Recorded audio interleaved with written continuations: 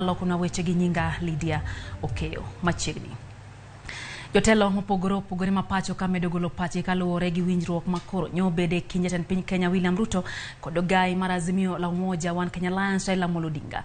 Winjruogno makoro nochuno ng'anyo kana ochungo ng'anyo mosebed kichano gi kweth mar Azimio la Umoja One Kenya Alliance e pacho ka.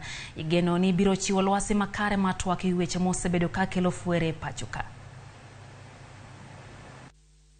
Martin ne seche 24 bang' jatend piny Kenya William Ruto kod ogai mar Azimio la Umoja One Kenya Alliance Raila Amolo Odinga lando yiego mbaka e weche mosebedo ka kelo ng'anyo e thurka.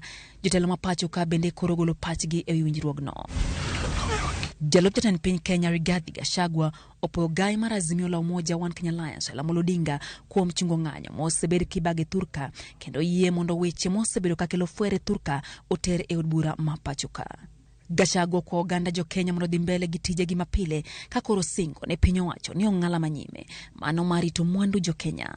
Jakom riwruok Governors mapacho ka Anne Waiguru opuoyo jotelogo kuom yie bedo kod twak kendo opuoyo Raila Odinga kuom yie twak makamano. Jambetre mar piny Amerika e pacho ka Meg Whitman e yor mbui ma Twitter bende norwako winjruok ma ichano ket kod jatend piny to kod ogai mar Azimio la Umoja One Kenya Alliance ka omedo ni winjruogno onego mesir gi duto. Komachielo jaod bura ma Embakasi East Babu Owino to keto matek ni ponono ni twak moketi winjruok no kotimore thurka to en kod lange gi koredok ng'anyo e tielo mar ariyo. Kaja od bura ma Dadaab Farah Maalim olero ni winjruok no chopi kokalo kuom kony mar seneta ma Amerika Chris Coons to jodolo kod josiasa ma thurka.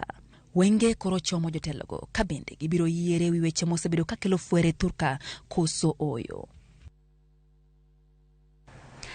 Kwa dhimbele nyakoram gajwang jodolo ma kanisa